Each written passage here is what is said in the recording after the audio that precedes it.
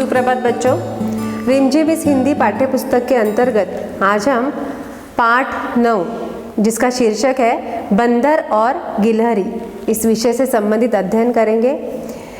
सर्वप्रथम यहाँ पर बच्चों हमें चित्र में बंदर और गिलहरी नज़र आ रही है और एक बहुत बड़ा सा पेड़ है जिस पर बंदर बैठा हुआ है और उस बंदर की इतनी बड़ी पूँछ है कि उस पूँछ पर गिलहरी जो है वह झूल रही है।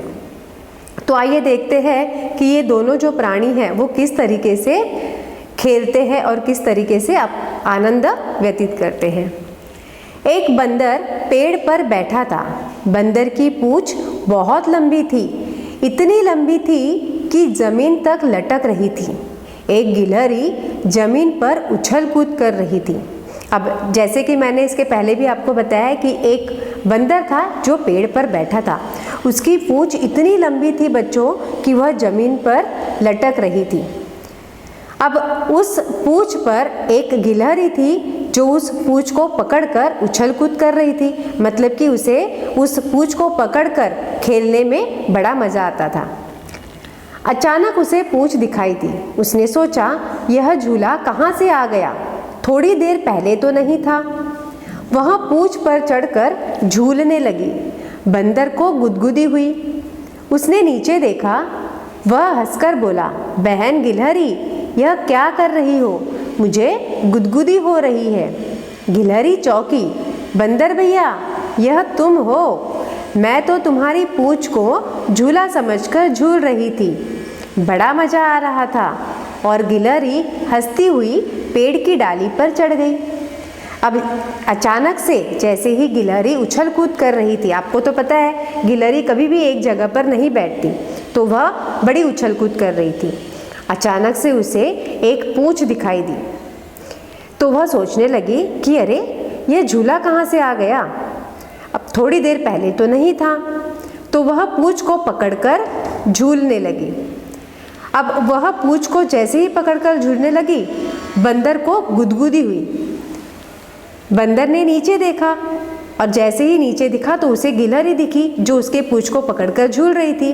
बंदर ने हंसकर गिलहरी से कहा, बहन गिलहरी, यह क्या कर रही हो? मेरी पूँछ छोड़ दो, मुझे बहुत गुदगुदी हो रही है। तो गिलहरी चौंकी। उसे सुनाई आया कि अरे, ऊपर से कौन कह रहा है? तुरंत गिलहरी ने ऊपर पेड़ पर देखा। उसे बंदर दिखाई दिया। वह कहने लगी, बंदर भैया, अच्छा तो तुम ऊपर बैठे हो। मैं तो तुम्हारी पूँछ को झूला समझकर झूलने लगी। पर बंदर भैया, तुम्हारी पूँछ को झूला समझकर जब मैं झूल रही थी तो मुझे बड़ा मज़ा आ रहा था। और ऐसे कहते हुए गिलहरी ने बंदर की पूँछ को छोड़ दिया और हंसती हुई पेड़ की डाली पर चढ़ गई। तो इस तरीके से अब हम आगे की ओर चलते हैं बच्चों। बंदर की पूँछ लंबी थी, इतनी लंबी थी, इतनी लंबी जैसे सड़क। अब आपको पता है सड़क तो लंबा ही लंबा होता है ना? सड़क तो कभी ख़त्म होता ही नहीं, बड़ी ही लंबी सड़क होती है। हम उस सड़क पर से चलते ही जाते हैं, चलते ही जाते हैं, इतनी लंबी सड़क होती है।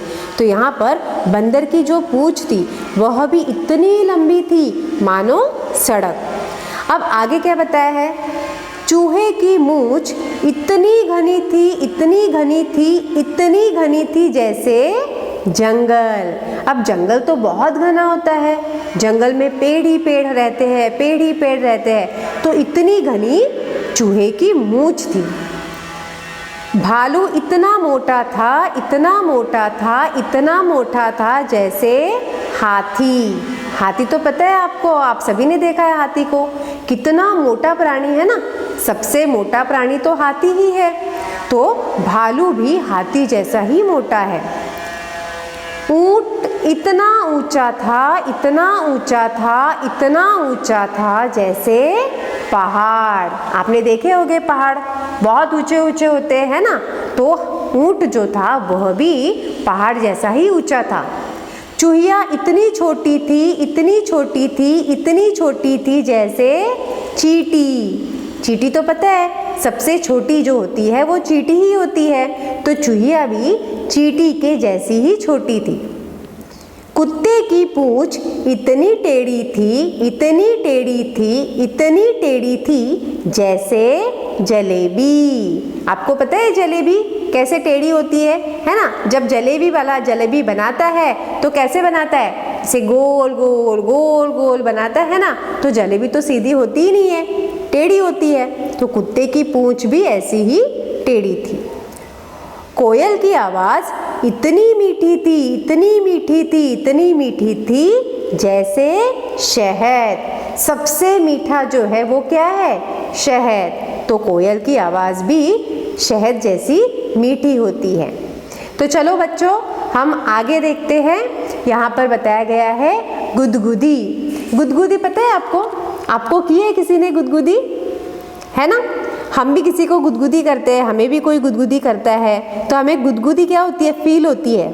जब हमारे पेट को कोई गुदगुदी करता है तो हमें क्या होता है? बड़ी हंसी आती है। हंसते हंसते हंसते हंसते हमारा पेट दर्द होता है और हम भी किसी को गुदगुदी करते हैं। तो चलिए देखते हैं यहाँ पर क्या बताया गया है। कहानी में बंदर को गुदगुदी हुई। अपने दोस्त को गुदगुदी करो। पेट पर, पीठ पर, गर्दन पर, हथेली पर, तलवे पर। क्या हुआ? अब खुद को गुदगुदी करके देखो, अब क्या हुआ? तो बच्चों, मैं जब ये पढ़ रही हूँ तो मुझे तो पढ़कर ही गुदगुदी महसूस हो रही है। क्योंकि देखो बच्चों, जब हमारे पेट पर कोई गुदगुदी करता है, छोटे छोटे बच्चे होते हैं, आपके घर में भी छोटे भाई हो गए, छोटे बहन हो गए, है ना, बेबी होते हैं ना ऐसे, तो जब हम उनके पेट पर गुदगुदी करते हैं तो कितनी प्यारे से हंसते हैं वो लोग। तो उसी तरीके से आपको भी आपके मित्रों को या आपके घर में कोई छोटे भाई बहन होंगे तो उनको आप पेट पर, पीठ पर, गर्दन पर, हथेली पर। देखो बच्चों, हम इवन किसी के दूसरे के हथेली पर भी जब गुदगुदी करते हैं तो उन्हें भी हंसी आती है। देखो, ये मेरी हथेली है और यहाँ पर हम लोग जब ऐसे गुदगुदी कर रहे हैं, है ना, तो जब हम हमारे हाथों से गुदगुदी करते हैं तो हमें गुदगुदी नहीं होती है, पर जब हम किसी के दूसरे के हाथ पर जब हम गुदगुदी करते हैं तो उसे बड़ी हंसी आती है और गुदगुदी होती है। तलवे पर, किसी का तलवा होता है, जब तलवे पर भी गुदगुदी करते हैं तो उसे भी गुदगुदी होती है। आगे चलते हैं। क्या करोगे? गिलहरी ने बंदर की पूंछ से झूला झूला। तुम इन चीज़ों से क्या क्या करोगी? करके दिखाओ। अब यहाँ पर है रुमाल। रुमाल से तो हम बहुत कुछ करते हैं। देखो बच्चों, जब आप स्कूल जाते हो, है ना, तो स्कूल में जब टीचर कक्षा में नहीं होते हैं और जब हमें ब्रेक मिलता है, जब हमारी खाने की छुट्टी या रिसेस होती है, तब हम खाना खाने के बाद हमारे पास हैंकी तो होता ही है, रुमाल तो होता ही है। तो उस रुमाल से हम अलग अलग प्रकार की चीज़ें बनाने का प्रयास करते हैं। जैसे कभी कभी हम चूहा बनाते हैं, हम बंदूक भी बनाते हैं, झूला भी बनाते हैं, है ना। ऐसे बहुत सारे हम लोग चीज़ें बनाने का प्रयास करते हैं। पेंसिल, सबसे पहली बात तो पेंसिल से हम लिखते हैं और कभी कभी तो पेंसिल के साथ खेलते भी हैं। अगर हमारी बेंच ऐसे घसरन वाली हो तो हम क्या करते हैं, उस बेंच पर हम पेंसिल को रखते हैं ताकि वो घसरते घसरते नीचे आ जाए। तो ऐसे हम बहुत तरीके से पेंसिल के साथ खेलते हैं। फूटा, फूटा का मतलब होता है स्केल। स्केल से हम लोग रेखा खींचते हैं और भी हम बहुत सारी, अगर हमें खेलना रहा तो हम स्केल से खेल भी सकते हैं। तो ऐसे हम बहुत सारी चीज़ें जो है इस फूटा या स्केल से करते हैं। आगे चलते हैं। आगे का प्रश्न है, तुम तो कितनी सारी चीज़ें खाते हो, जैसे दूध, भात, संतरा, केला, इनके अलावा तुम और क्या क्या खाते हो? अब बच्चों, सबसे पहली बात है कि हम लोग हमारे घर में क्या खाते हैं। हमारे घर में रोज़, हमारे दैनंदिन जीवन में हम रोज़ क्या खाते हैं? दाल, चावल, सब्जी, रोटी, दूध, सलाद, ये सारी चीज़ें खाते हैं ना।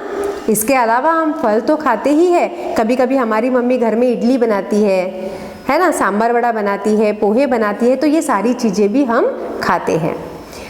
उसके आगे का सवाल है बच्चों, मुझे तो दूध भात पसंद है। अब ये जो है, ये म्याऊं है, इसे तो दूध भात पसंद है।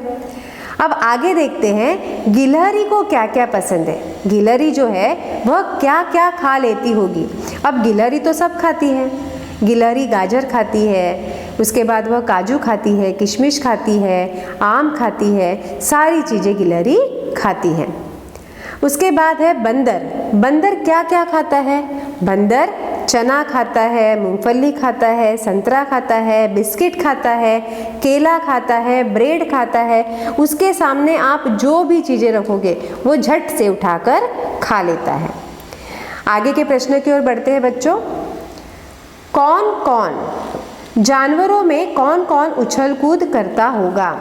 अब यहाँ पर जानवरों के नाम दिए हुए हैं, गाय, शेर, गधा, गिलहरी, हाथी, खरगोश, बिल्ली, चूहा, कुत्ता, ऊंट। ये सारे जानवरों के नाम यहाँ पर दिए हैं। अब इन जानवरों में से ऐसे कौन से जानवर हैं जो उछल कूद करते हैं और जो उछल कूद नहीं करते हैं?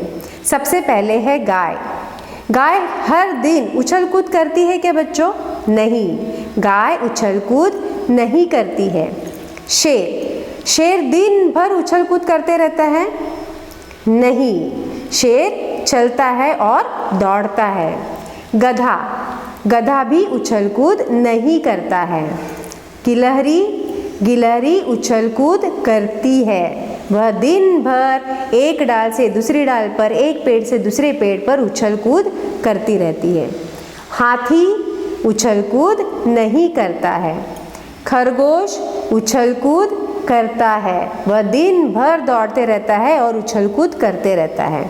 बिल्ली, बिल्ली उछल कूद नहीं करती है क्योंकि वो दिन भर इधर से उधर, उधर से इधर नहीं दौड़ती है।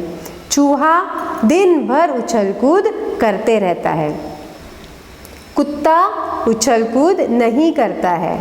ऊंट उछल कूद नहीं करता है। तो इस तरीके से बच्चों आज हमने कविता पाठ जिसका नाम है बंदर और गिलहरी, इस पाठ का हमने अध्ययन किया है और इसी तरह यह पाठ हमारा समाप्त होता है। धन्यवाद।